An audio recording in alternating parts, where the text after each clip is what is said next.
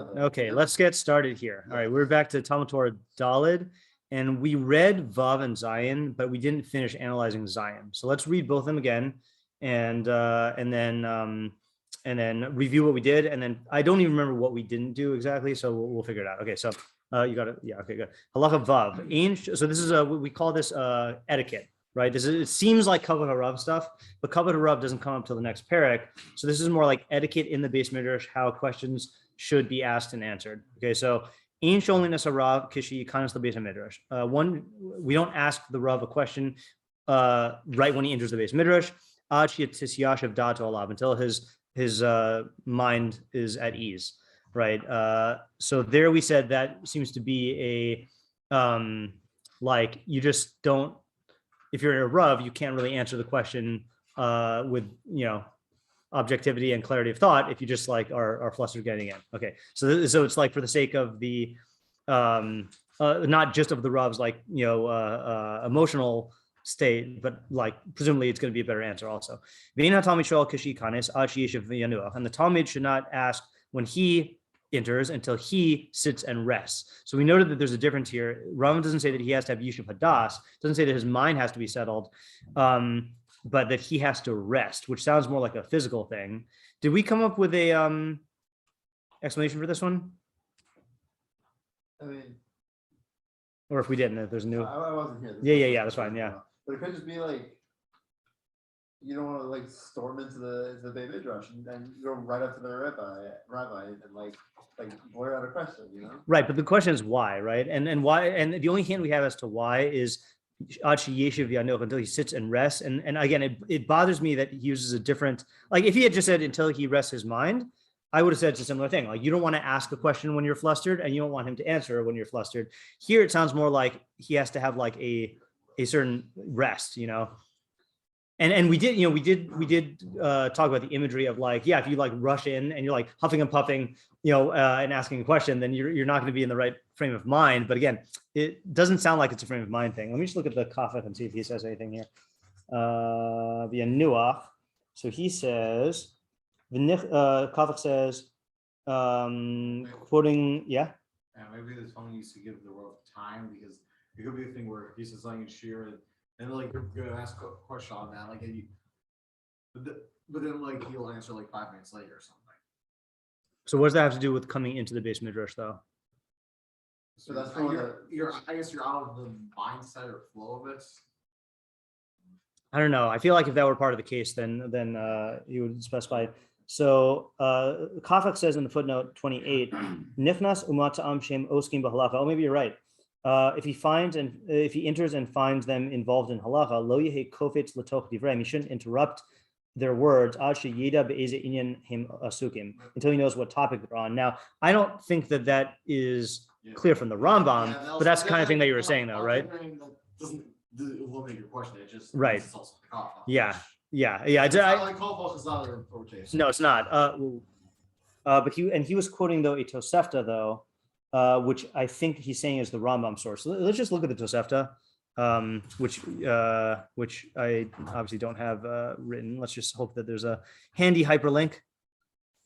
No, there. Okay, so we'll have to look up the actual Tosefta. Okay, where does one find Toseftas on here? Oh yes, thank you. Yeah. Oh, you know what? So there was a request that it took too much time to write it down, so it was suggested that I just record it audio instead. Tosefta, Sanhedrin, Perik Zayin. Yeah, I guess so. That could also work. Thank you.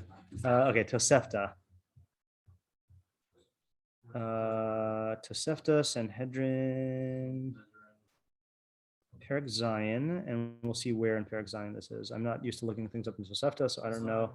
Is this gonna be like a lot of thingies? Oh man. Okay, so what does he say? Says Nichnas.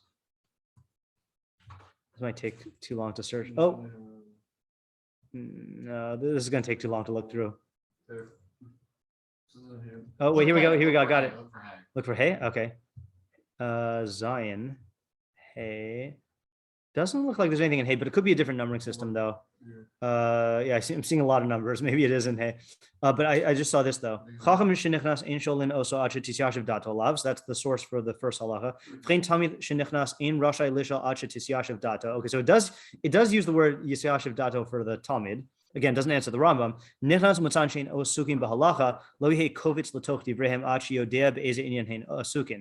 If he enters and finds them, I am sharing the screen. Okay. If he enters and finds them involved in halacha, he shouldn't leap up into their words until he knows what topic they're involved in. Within the paragraph, is the paragraph design of halacha one, or do we just leave it? I have no idea how Toseftos are numbered. So let's just leave it blank because they're multiple numbers. That's fine. V'im asa kain al ze nemar shiva dvarim begolem. That's what they say about in Pirkei Avos. Yeah. Okay, fine. So I guess Kafeth is interpreting it as though the Rambam is deriving his halacha not from the second sentence, which is Talmid shenichnas ein rashai lishal ad shetisyash dato. He's learning it from the third sentence, and that's where he's getting that he has to wait till he figures out what they're talking about. I don't think that's mashma from the Rambam. Yeah. Ad sheyishav yanuach, until he rests. Yeah, I don't know. Okay, fine. Okay. The ein sholin shnaim ke'echad. Person should. I remember what we said yesterday. So yeah, sure. Okay. So I think we had two ideas. One is that this is for also for the Rav, which is that he's not getting like bombarded with the question, where it's like person entering and asking a question. Mm-hmm. And the other thing was wait. I didn't get that last. You were saying for the first halacha. No, I'm saying for the talmid entering. Right. So you're saying that what is the consideration for the Rav though? That it's just he doesn't like. It's that he's not going to be able to answer in a composed way when it's like. The guy makes the line for him. Yeah. Okay. Yeah, you're right. We did say that. Yeah. And the other one was that it's a similar thing to the first one, that that the talmid needs to take a moment to compose himself so that way he can ask the question properly. Right. So if that's the case, if that's what we said, then I'm rejecting that now, because I think he should, especially now that we've seen that the Tosefta says yashav dato, that would be better for the talmid. So I'm better. Okay. I prefer the first one. All right. Then the angel in shnaim ke'echad. We don't ask two questions at a time. Yeah. First one is that you want the Rav to have a state of peace of mind so you can answer the question correctly, and then the talmid, the Rav's mind will not be settled if the talmid just comes in and just like lunges at him, Yeah. Maybe an idea is so same thing for the rabbi, right? You want him to be able to have mental clarity, and so he should be at rest basically. Yeah. But the student can't have mental clarity because he's asking a question, so he's already in a state of So if you can't have mental rest, then you should at least have physical rest. So it's like a step down. I hear that. Yeah, there's a phenomenon of physical agitation and mental agitation. Those are two different things. Yeah, I hear. Okay, the ein sholin shnaim ke'echad. You shouldn't ask two questions at the same time. Thanks, Yosef. The ein sholin es harav me'inyan acher ela me'osa inyan shein oskin bo. They shouldn't ask a question on any topic other than what the topic that they're all learning. Kadei shelo yizbayesh, so the Rav shouldn't be embarrassed. Yeah. As in, are you saying two questions though they're one question? Is that what you meant? Oh, is that what we ended up saying? I thought it was just two questions at once. Let's just say I haven't looked at the copy yet here also. Okay, he doesn't say what it is. Doesn't Pirkei Avos say, this is a long time ago. Yeah. Doesn't it say that a smart person answers the first and second? Yeah, right. Yeah. Which would mean that then you could ask. Yeah. So then maybe it is better. Maybe we just say last time that combining two questions as one. Right. Yeah. Yeah. Correct. Yeah. That's right. Look at what the Rambam says there.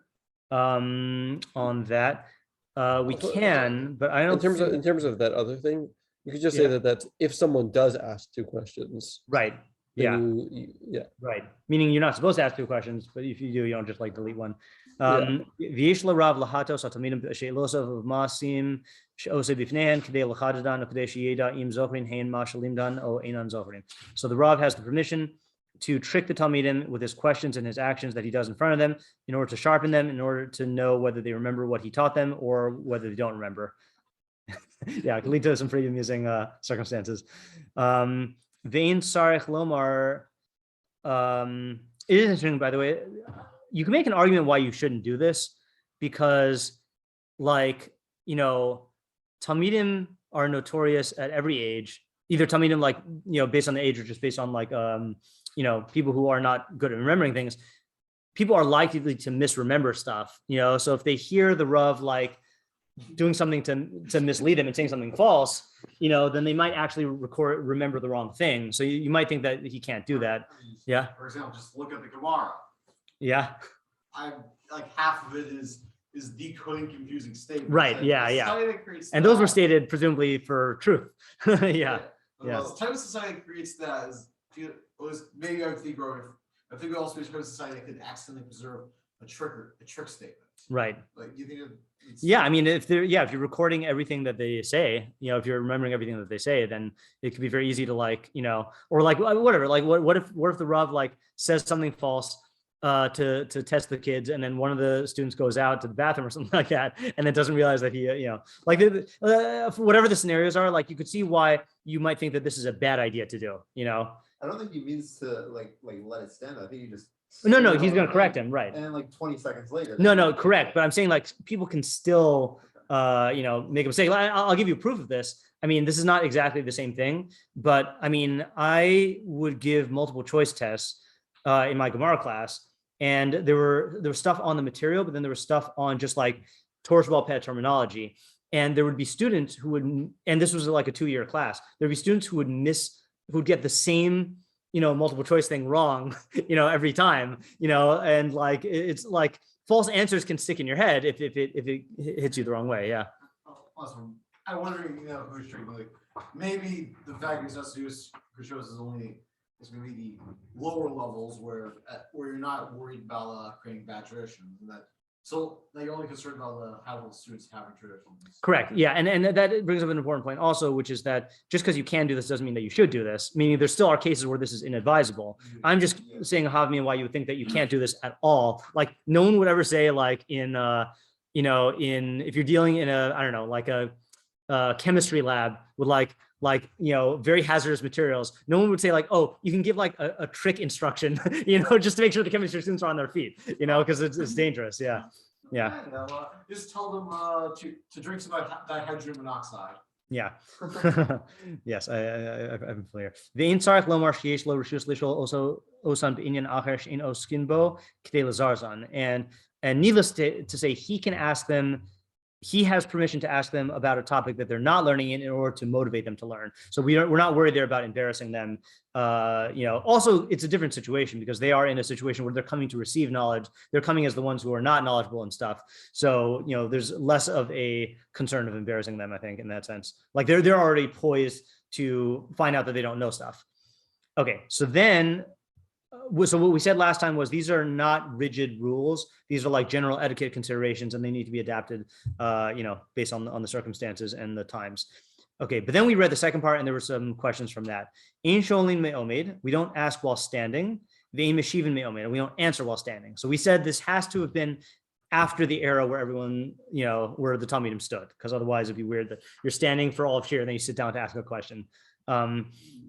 And we don't respond while standing.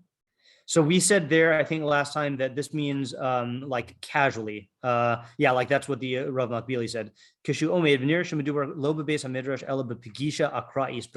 Like you meet your Rav in the street, don't just like ask him a question on the spot. You know, wait till you're like sitting down or whatever.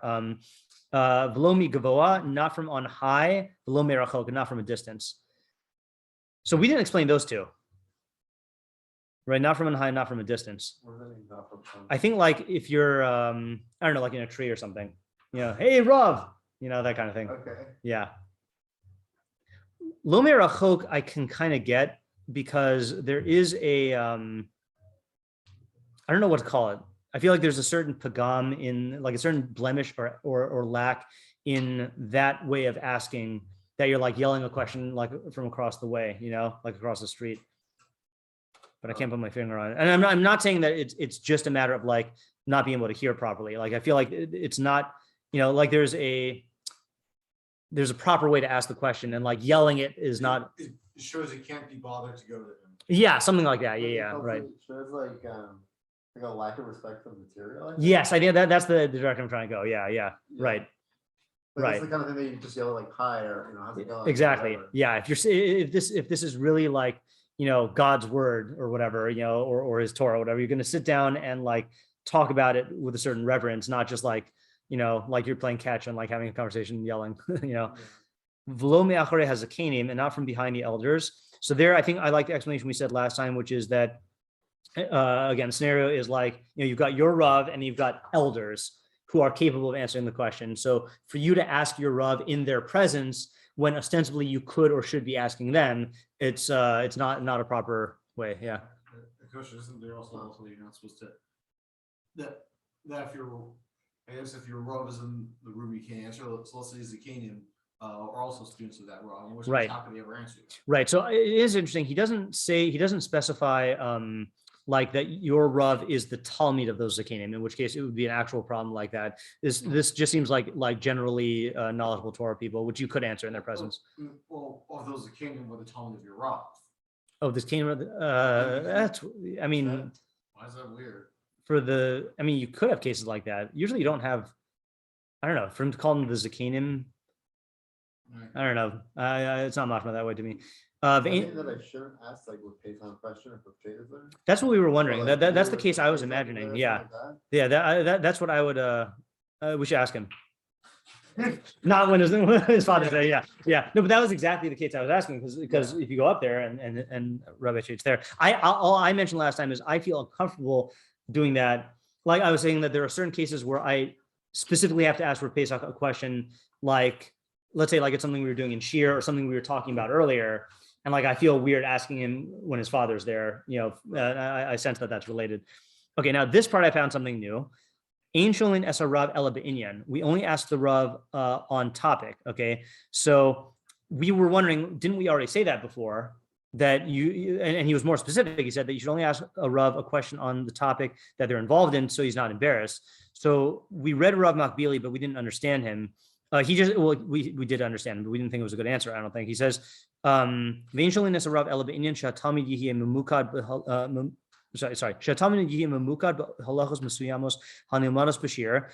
is focused on certain halachos that were learned in shiur. He just learned it as one more level of specificity, that like you certainly can't ask the Rav about a topic that he is not giving shiur on because he might be embarrassed, but then you should only ask the Rav questions on topics that you are involved in, even if it's like a local topic. That seems to be what Rav Makbili is saying. But then I saw Kafach said something which I think is a better answer. He says like this, and he says this in a way that I think we could all relate to from being in circumstances where this doesn't happen. He says, I'm on the wrong page. He says, Upirusha, the meaning, shelo ya'arich hashol b'she'elaso. The questioner shouldn't go on at length with his question. V'lo yakdim hakdamos, v'lo yarchiv harchavos, and you shouldn't preface it with lots of prefaces or expand on it in broad ways, musaros that are excess. Ela yitzamtim es she'elaso raklin, and he should limit his question to the topic, meaning ask a focused question. Kedei shelo yovad zman min hatalmidim larik, so you shouldn't waste other people's time. Right? V'lo yatrid osam b'harachosav kfi shenogin rabim, and he shouldn't like burden people with his like what do you call it when you go, his loquaciousness, like his using extra words, like people, like many people are accustomed to. That's again, that's my our at Northwest Chief High School, our English teacher, Dr. Jones. Whenever people would ask him, Dr. Jones, I have a question about the thing, and then he would say, just ask the question. He would just cut him off, just ask the question. And people do go on at length. Yeah. How does that answer deal with the term halachos? The term halachos. No, I'm explaining the one in Zion. I'm not explaining the Rambam Bekius. You're doing the last line. No, I'm not doing the last line. Oh. Yeah, I'm doing the angel in Zarav Ela B'inyan. So it means ask him, like, make sure your question. So there's two things. There's make sure your question is on topic as opposed to like off topic, and also make sure your question is targeted, like exactly like what you are asking about, not just scattershot, going on at length. Like, here's my life story, Rav. V'ein sholin ela miyira, and we only ask out of fear. I think this is also connected to what you're saying, Oren, about like there is a certain reverence with which we treat the material we're learning, and he's saying that should be like evident in the way you ask the question. Well, you can also understand it being about the rabbi. I think. Oh, you mean fear of the rabbi? Yeah. I don't know which one it's true, but I'm just saying Yeah. you could read it that way. You could read it that way. That's true. Yeah. Does cafach sound cafach count as a source? What I've been doing lately is when I do footnotes, I'll just say פירוש קפאח. So yeah, thank you though. V'lo yishal be'inyan yeser mishlosh halachos. You shouldn't ask him even on topic more than 3 halachos, and that's what we said last time. Like that there are talmidim who don't know the difference between asking the Rav a Q&A question and essentially asking for a shiur. Like there's a time for a shiur, but then there's like not every individual question is a shiur, and like 3 halachos is a good measure for like if you find yourself asking like a bunch of questions, like maybe you should like ask to give a shiur on it. Okay. So I think that the only one we didn't answer was the iyun, and then the gavoa and merachok. Gavoa, I don't know if gavoa is the same thing as merachok. It's just like, different direction. Yeah, exactly. Yeah, the y-axis. Or if it's a lot of times in halacha, then gavoa has to do with like being in a precarious situation. Like you're not allowed to daven, if you're like at a height of more than 3, like a platform that's like 3, almost, is it 3 almost? Yeah, it must be 3 almost, not 3 tefachim. Certain height off of the ground. Yeah. Unless it's its own space. So I don't know if it's because of that or what. Let me just see if he says anything about the gavoa. Gavoa, lam gimel. No, he doesn't explain. I think it's probably the same thing. Yeah. As merachok. Yeah, similar, right? It's just the setting has to be, yeah. Would there be a more concise way to say that better? Yeah, I don't know, right? You would have to mention 2 dimensions, I guess, right? Like, yeah. And when I was saying about the tree, like, it's not like people did have jobs in trees, like picking fruit and stuff, Yeah. Or from like an apartment window, Yeah, just like construction. Yeah, right. Yeah, Yosef, you had a... And I guess here's the thing, probably my elders is probably easy to answer a question about those cases where you have a Rav in the center of, I guess, a stadium or auditorium, then where the seats go up. I assume it's not talking about that case because it's probably not. That'd probably be the because the center lowest point is the most respectful point. Right. And it's showing right there. It's like built into the architecture that it's all directed towards the Rav, and like it's understood that that's going to be the case. That's a good question though. Yeah, but that's a good example of how these are not rigid halachos. Yeah. Or if a person has a medical condition where they need to be on stilts, that also wouldn't be like a violation of he needs to be suspended like Mission Impossible style. Okay. New halacha. Okay, so this is now how the student should and shouldn't ask. Now it's how the Rav should answer. Shnaim sheshalu. If 2 people ask, now we raised this last time. This is 2 people who ask like simultaneously, right? Shal echad be'inyan. One asks on topic. Shal echad shelo be'inyan. Right, even though he's not supposed to. One of them asks off topic, and he's kakin le'inyan. So he pays attention to the one that's on the topic, meaning he answers it first. Yeah. Which means to say that. Which would also imply that if one person asked not to you, he would still answer. He would still answer it, right? Yeah, yeah. I mean, he definitely still should answer. It's just is a consideration that you might be embarrassing him, but yeah. Okay. Maise v'she'ino maise. Oh, and by the way, I got to tell you, just testimony wise. So I used this in when I was teaching high school a lot, and it's funny. I don't know if boys have this issue, but girls will get like offended if 2 people ask, if 2 girls ask a question at the same time and you pick one over the other, they take that personally sometimes, I don't know, like when I taught boys, I never had that problem. But it happened frequently with girls. So this would help save me from a lot of needless stress. Cause I would say, I would just ask the question, or I would make it clear I'm only going to answer on topic questions first. And many times I would just solve the issue, Okay. niskakin le'inyan. Fine. Maisa v'she'enu maisa. So I assume this means like practical and not practical, practical and theoretical. Niskakin lemaisa, we focus on the practical, or we attend to the practical first. Attend to, I think, is a better translation. Niskakin, like kavsa zakukla, right? You attend to it. Halacha or midrash, niskakin halacha. Now I think that what this means here, this does not mean like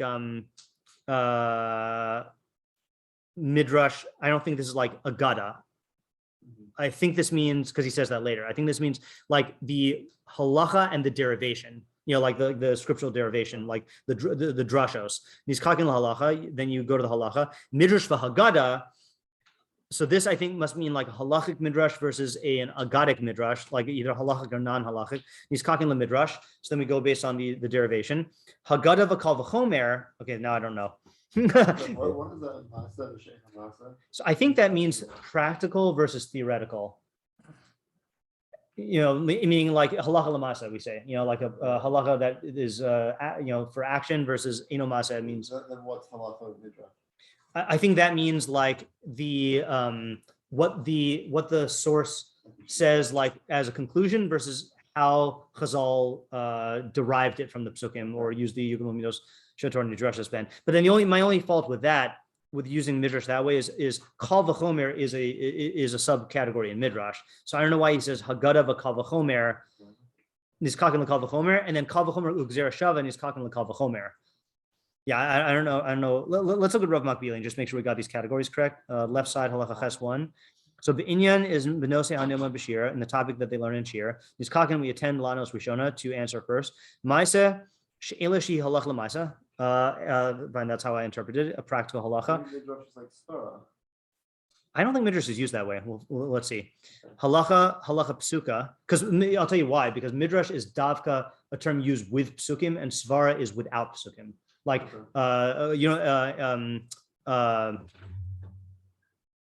well, like when they ask for a pasuk and it says svarahi, that means there's no pasuk and no limud. Okay. Midrash is derech limud halacha mi midrash ha-psukim. So that's what I said, is deriving it from the psukim. Haggadah is agados chazal v'amrei v'imrei chachma. So agados is the agadic, the non-legal statements of chazal and statements of chachma. Kal v'chomer is achas min ha-midrash shetor nidrashes behen limud min ha-mikre hakal al ha-mikre ha-chamor.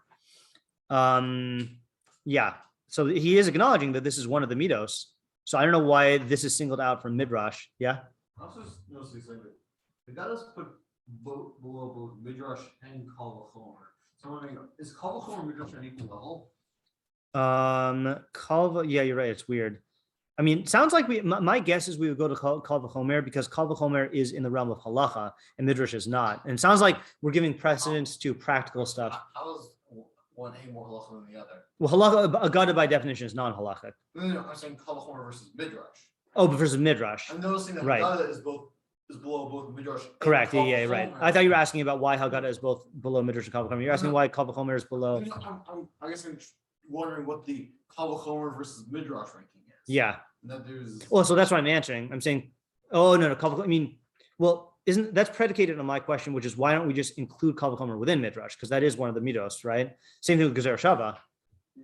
Yeah, let's just read what he says about this, both of them though. So gezer shava achas min midos shetor nidrashes ben limud din beinyan mesuyam beinyan acher. So that's learning out a halacha in one subject from another subject. Kishemila o milim shavos ba'os b'shnei ha'inyan. And when the same word comes or similar words come for both of them.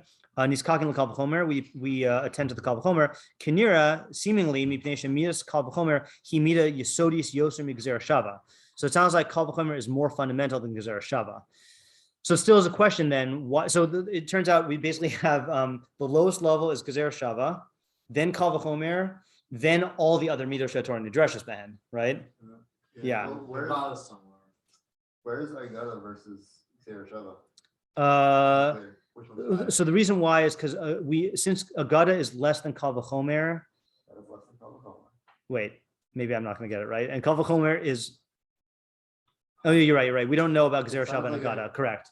Right. Agada and gezer shava are, at least right now, seem like right. It does sound like yeah, that's true. That's funny. Yeah.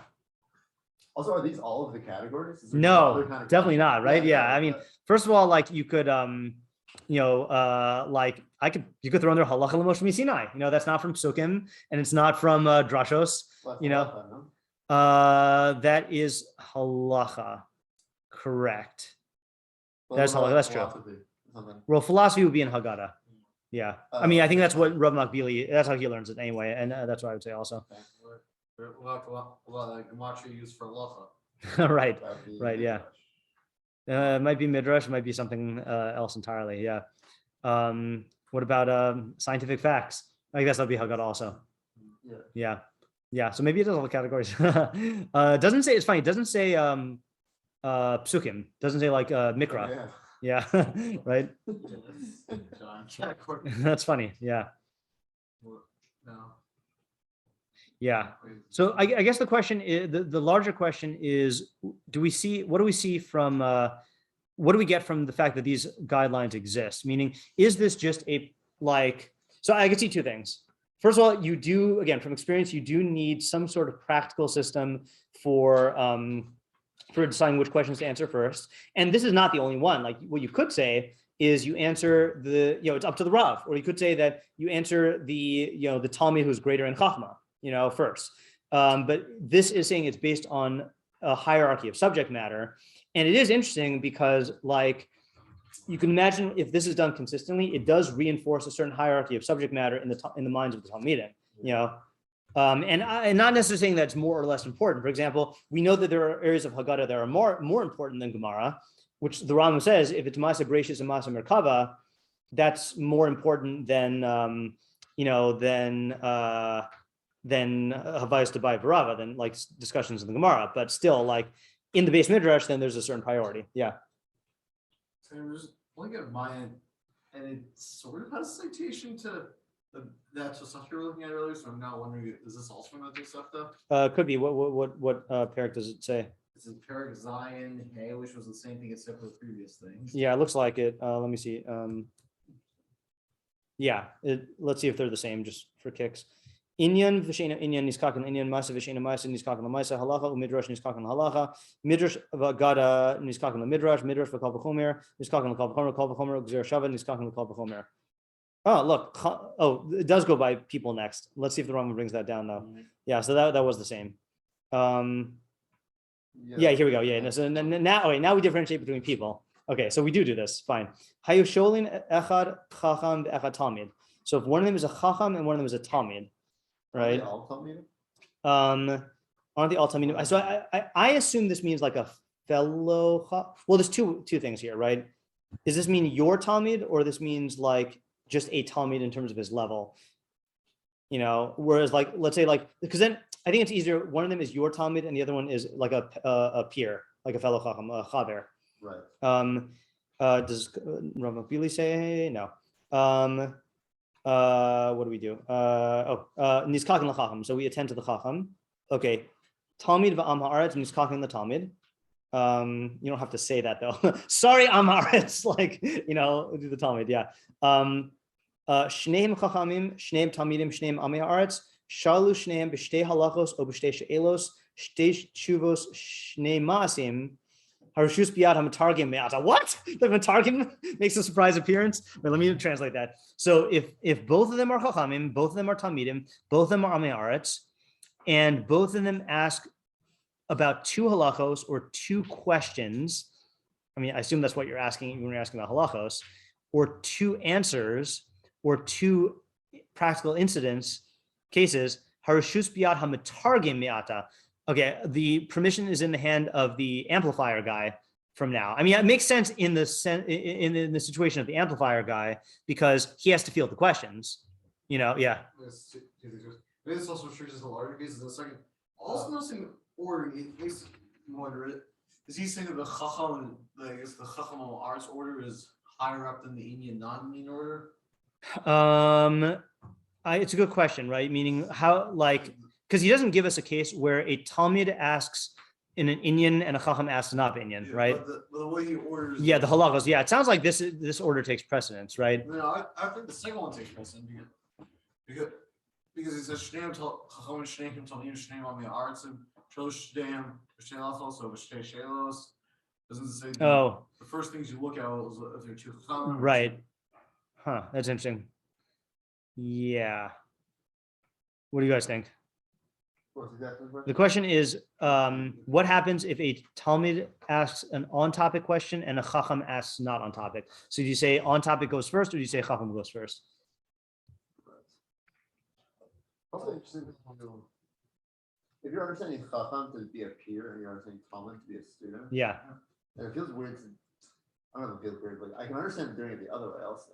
You can say that the Student takes like, priority. needs to know, and Yeah. I can talk to my friends whenever I want to. Right. The reason why I think it makes more sense, I mean, I could see that also. I think the reason why it makes more sense this way is the chacham's questions are generally going to yield better, are going to be better questions or yield better Well, insights. it's only if you understand chacham to be like intelligence, not chacham as peer. Right. But I think just statistically speaking, though, then like it could be assumed that your peer is going to be superior. Yeah. Also, think that maybe iyun is the most important thing, followed by maybe Masam would followed by the chacham to on the arts, or followed by the halacha word, because he starts off shalu shneim b'shtei halachos b'shtei she'elos b'shtei shiur b'shtei ma'asim, but he doesn't say shnei yanim, or one without iyun. Yeah, So we think that iyun is the most important thing, then chacham, then everything. Right. Well, that thing is weird in general, how he gives 4 examples: halachos, she'elos, tshuvos, and ma'asim. So he doesn't give all these examples. Then also tshuvos is weird. Sha'alu shtei tshuvos. Like, I don't even know exactly what that means. Does it mean they ask about 2 answers? Maybe the rabbi asks a question and 2 people give an answer.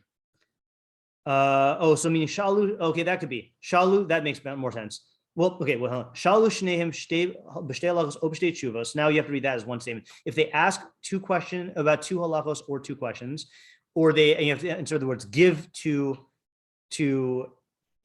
answers, but then you go back to shnei masim. Yeah, I don't know. Maybe present 2 masim. I don't know. But the way I read this, though, it sounds like the halacha ches 1 is the first layer of priority, and that overrides the other thing. Yeah, right. So if you had A student on topic and a chacham off topic, you answer the student first. Yeah. Yeah. Okay, and I guess it sounds like the reshus is in the hand of the matargim. The microphone gets to choose because he's facilitating the dialogue between the Rav and the Talmud, and it's one extra step, I guess, if he has to like ask the Rav who he wants. In other words, apparently we have to give someone choice. So you're going to give the Rav choice and then have him related to the matargim. Like, could just be a practical thing. why do we do that? Why don't we just have another system? Like a coin flip? If you're gonna have any idea anywhere of it being a choice, then why don't we just get rid of this whole halacha? Just say the rabbi can pick always, or somebody can pick always. Well, no, I don't see why that. I mean, we have, Why do we have this system? Basically. Right. Yeah, but we were answering that, right? Yeah. Is that that one is that there is such a thing of having a system of hierarchy, and every system of hierarchy is going to break down at a certain point. Let's say like you have a system of women and children first, and then men, right, for saving them off of a ship, right? So let's say you have women and children first, but then you're going to have to get into a question where like, okay, you have 2 women who both like show up at the line at the same time. Okay, so you say age. Okay, but then you get 2 women who are the same. You're going to have some sort of like, it's going to have to get down to something arbitrary or choice at some point. So that doesn't mean you throw out the whole system. The system can still serve for efficiency and for reinforcing like subject matter, or like I'm theorizing about Ches 2 about like, you give precedence to the one whose question is going to yield the most chachma. Yeah. Did you check if Sanhedrin has the matargim part? If Sanhedrin? Yeah, the Tosefta Sanhedrin. Tosefta Sanhedrin has the matargim part. Yeah. Matargim. I mean, it's probably. Oh yeah, it does. No, it doesn't. Yeah, it does. Oh, it does? Oh, just. No, Maturgaman. Turgaman. Yeah. Yeah, so it's a verbatim quote. Although it just he switches the order, right? Shtei halachos, shtei tshuvos, shtei shelos, shtei masim, harshus bi'adam turgaman miata. Yeah. Also, is there a commentary on Tosefta? Also, the fact that another thing is the fact that there's a Torah thing that we're only dealing with that kids like say, the big liquid yeshiva, Yeah. where have several thousand people. Yeah. Right. Yeah. So therefore.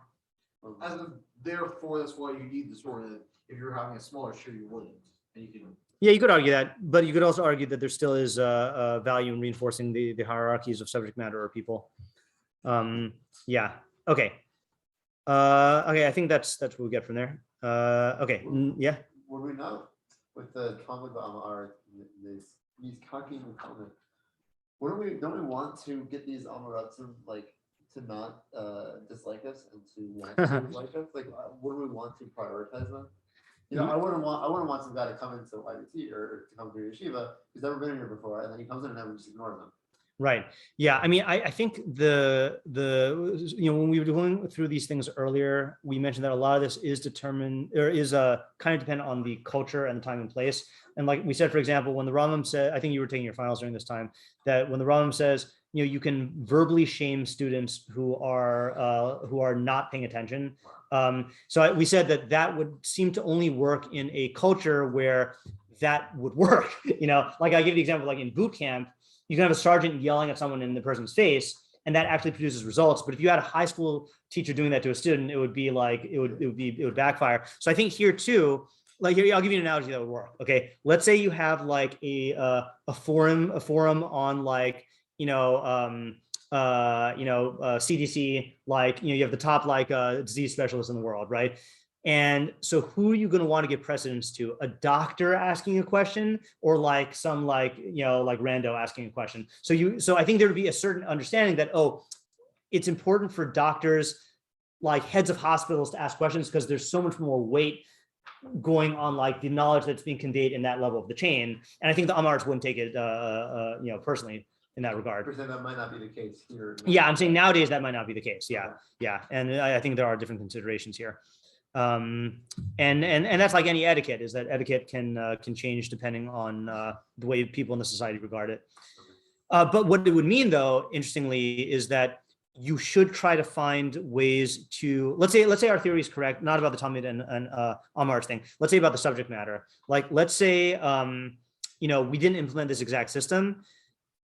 If my theory is correct, that part of this is to reinforce like the importance of the subject matter, you should find other ways to reinforce that importance, theoretically. Okay. Well, it looks like we need a new packet tomorrow, so we can't finish today. This is the last halacha, right? In the packet? Yeah. Okay. And also the parak, correct. That means we start kavod chachamim tomorrow. Or kavod harav, whatever, both. And yeshenim bebeis midrash. We don't sleep in the Beis Midrash. Okay.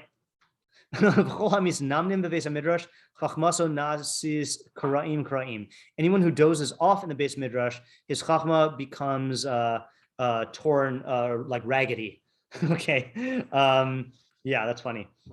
Yeah, it's a good question. So we'll have to figure that out. Shlomo says in Mishlei, Ukraim talbish numa. How do you translate that? What is numa? Hold on. Mishlei 23:21. I'm not familiar with this pasuk. 23. 21.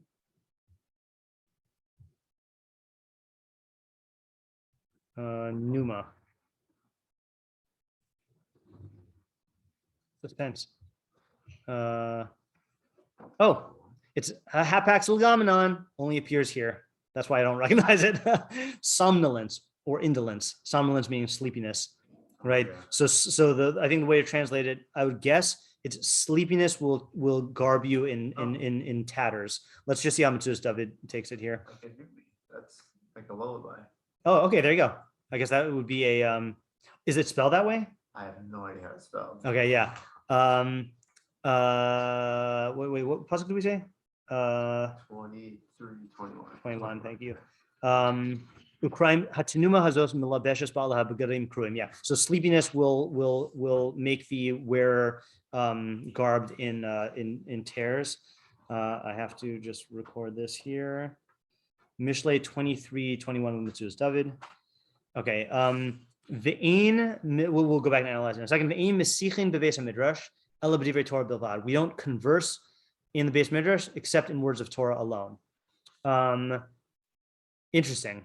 So what's interesting about this is we've seen the Rambam make a distinction between words of Torah and words of Chachma, but here he says only words of Torah. So sounds like you shouldn't be talking Chachma in the Beis Midrash, meaning non-Torah Chachma. Afilu mish nis atesh, even someone who this is one of the best words. You know, nis atesh means it's an onomatopoeia shorish. What does ayin tet shin mean? Ach. Someone who sneezes. Achu, right? It's a perfect onomatopoeia. So someone who sneezes, ain omrim lo refuah. We don't say to him, be healed. Beis Midrash, salud. Ain sarach lo marshar dvarim, and needless to say, other things. Kedushas Beis Midrash chamura mikedushas bate knesios. The kedusha of the Beis Midrash is more stringent than the kedusha of bate knesios, than the Beis Midrash of shuls. Yeah. Wow. Okay. So that's that. He just really weird. He throws this in at the end, right? Like you would think that he would put this in the halachos about the kedushas Beis Midrash, which was in Hilchos Tefillah when we talked about the Beis Midrash and the Beis Knesses. Strange that he put this here. Maybe because it's like etiquette. Yeah, it does. It sounds like it's in the etiquette realm, not in the realm of kavod based on midrash, right? And it's funny because again, he doesn't say that these things are usher, right? It sounds like it's just in the etiquette realm. Yeah, it's funny. So we have to figure out what's this thing about the anyone who dozes off in the Beis Midrash. His chachma will be made into tatters, and the pasuk again is so the plain pshat of the pasuk makes sense, right? What's the plain pshat of the pasuk? That someone who is sleepy or like lazy, then his clothing will become tattered. I think that's like fairly straightforward. If you're not working to maintain your things, yeah, they'll fall into disarray. Oh, interesting. So you're saying the sleepiness is in terms of like your maintenance of the things. I was thinking if you're not working like to make a living, then you're not gonna be able to afford like clothing that's except like rags. What? Wait, you're saying that means you're not working? No. I'm saying pshat of the pasuk. Pshat of the pasuk. Oh, right. Okay. Yeah. Was it too harsh in that was? No. Let's just look at see if that's how Mitzvah David says it. So he says, the pasuk says, yeah, ki sobev zolo yivaresh, one who is a guzzler and a gorger will become impoverished. Ukraim tabish numa, and one who's sleepy will wear torn garments. So he says, so zola and sove we can make that makes sense. If you're addicted to, if you're an alcoholic, or if you are a gorger of like meat, which meat was very expensive, so you're going to end up like misprioritizing your money, and then you're going to end up like you're not going to be able to afford stuff. And then similarly, if you are numa, if you're like a late riser, let's say yivaresh gamhu, he will also become poor. And he won't find himself able to afford like nice clothing to wear. So the question is how does that apply to chachma? I mean, makes sense with chachma also, right? If you are repeatedly dozing off in the Beis Midrash, your chachma is not going to be high quality, right? You're going to like pick up some stuff here. You're going to be wasting time. You're going to be like missing out on stuff that's going on. You're not investing your energy. But the Rambam makes it sound like you're going to get worse. Not that. Well, no, I think it's. I think you're going to miss out. No. So correct. Yeah, meaning I think it's going to make the quality of your chachma less. Why? Because you're only going to be getting parts of it, not the entire thing. How old do you learn when you're incredibly tired?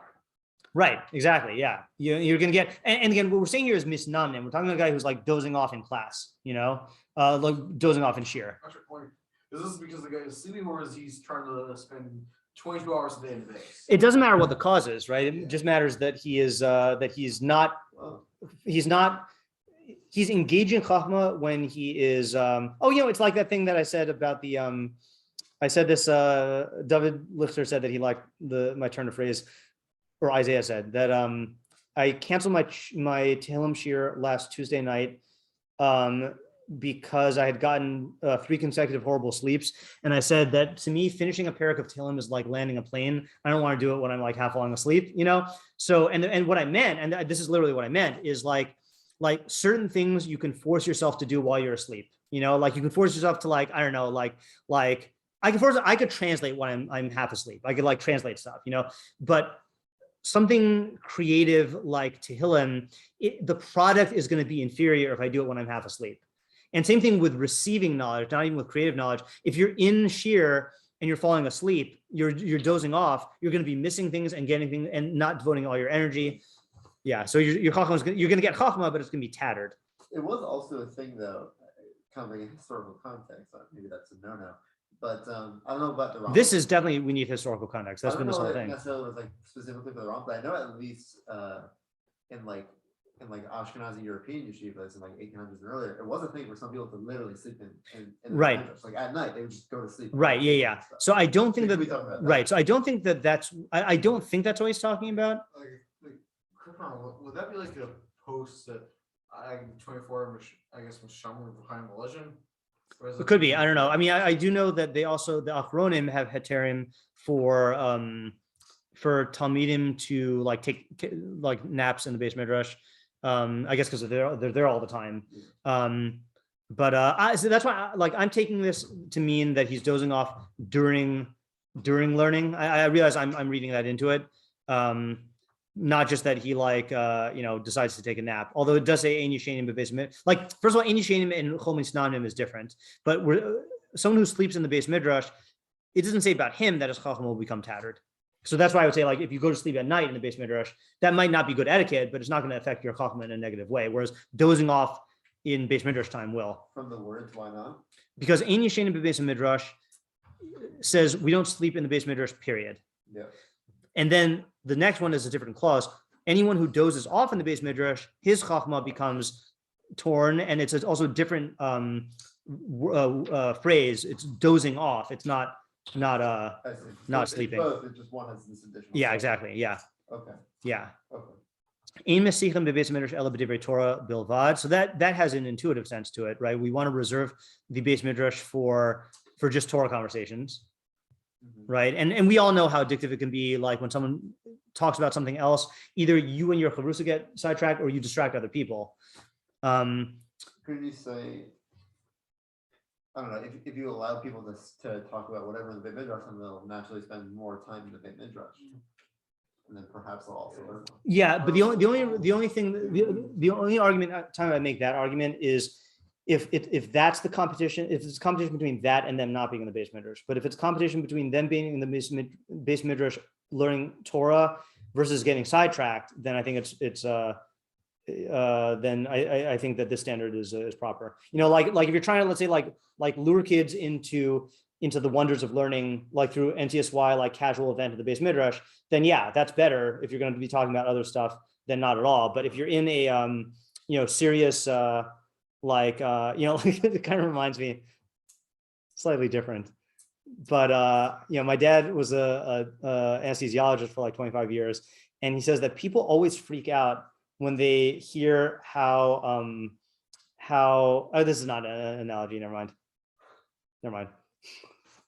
I was gonna say that people always freak out when they hear how like casual like conversations are between doctors and surgeons and nurses and stuff while operations are going on, that freaks them out. But that's because they're doing mundane things, and they don't talk about that when it's serious. But that doesn't carry over to the analogy here. So the question though is like when he says afilu mishinis atesh ein omin lo refuah. So that to me sounds extreme, right?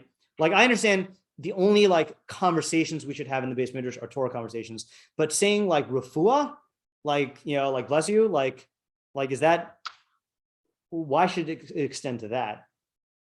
Or like let's say when he says afilu shardim, like someone hands you a sefer, should you not say thanks? Yeah. Or let's say like other stuff in Pirkei Avos, the whoever it was who would always say good morning. Like, should you not say good morning? I mean, it's not, yeah. I think it makes sense that if you create this place where when a person enters, they just learn Torah that this, and then the second you allow for other things, yeah, it builds up. Okay, so it is to create a mental or around place that if you don't, then people will go to the Beis Midrash to hang out. Okay, so I think that's a good idea, and this is this shows us that there's a qualitatively different thing between minimizing extraneous talk in the Beis Midrash versus absolutely prohibiting any words that are not Torah. And when you prohibit any words that are not Torah, it creates like this hermetically sealed environment where it almost creates like almost a sanctity of of it's completely devoted to Torah, where like, I'll get like, here's the example, a perfect example, right? Is, I've been to shuls where nobody talks at all during davening, and then where like people are having conversations through the entire Chazar Sashat and Kriyas Torah, and like it's like you're saying, there is a reality to a slippery slope. Is if like I heard, what's the shul? There's a shul in Woodmere. I assume they still do this. I think Eish Kodesh. Like I heard that they make their members sign like a contract when they become members that they will not talk in shul. And their goal is to prevent any sort of like slippage whatsoever of like the standards. Or almost like a Kohen in Mikdash when he's doing avoda can't have any extraneous thoughts. You create this environment that is like supercharged with Torah, which makes it much easier to focus. And like if you need to talk about something, then you just like step out. It creates like a palpable Torah only air in the Beis Midrash that I could see being. So in other words, it's not just a quantitative thing. By absolutely prohibiting all other talk, you're sustaining a much higher level than you can get through quantitative steps. Yeah. Just on the Kohen example, I really just maybe proving the Agata, but the Agata where one Kohen stabs another Kohen and the father comes up and says, let's cook him out before he dies and tell me the night. Yeah. I realized by asking from that example, like part proving that example. Right. But, I guess you shouldn't do it in the Beis Midrash, you're saying? Like, if the going in the Beis Midrash can't think of other things, how could the father have the holiday that he should be caring about? So on the other hand, like just proving the example that yes, we didn't lie, you're right. Yeah, I don't know. Yeah, you have to look at that case. So the last thing to note here, by the way, is we said that even though this is etiquette, he brings in the Kedushas Beis Midrash here, and he also brings down that halacha in the halachos of Kedushas Beis Knesses.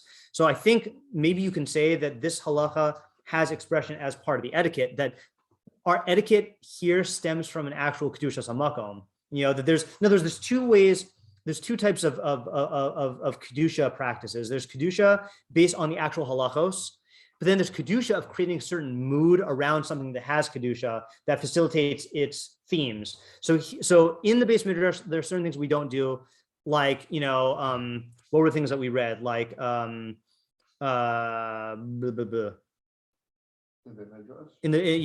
we read about the shul, but you can't spit. Yeah, not spitting, right? Or we say you're allowed to spit. No, you can spit in a shul. You can't spit in a Midrash. Oh yeah, is that from the Rambam or that's Pretty sure. Hold on a second. So. Just 1 second. Yosef Kedushas. Midrash Yoser. What does he say? This is talking about the uses of, like using it for a shortcut, right? Like you're not allowed to use it for a shortcut. That actually, if you use it for a shortcut, that's violating its Kedusha. This stuff is etiquette to create a certain mood in the Beis Midrash, which is not violent. If you sleep, you're not violating the Kedusha, but you are detracting from the mood that is roy for the Kedusha. Yeah. Instead of saying Kedusha, you translate literally as specialness or unique. Yeah, specialness, right. It's a mood of specialness, yeah. Uniqueness that is. Correct, yeah. Okay, I actually have to stop right on time today. So B'li Neder, tomorrow we will start the new parak. Thank you. Yep, okay. Thank you. Have a good day. Thank you.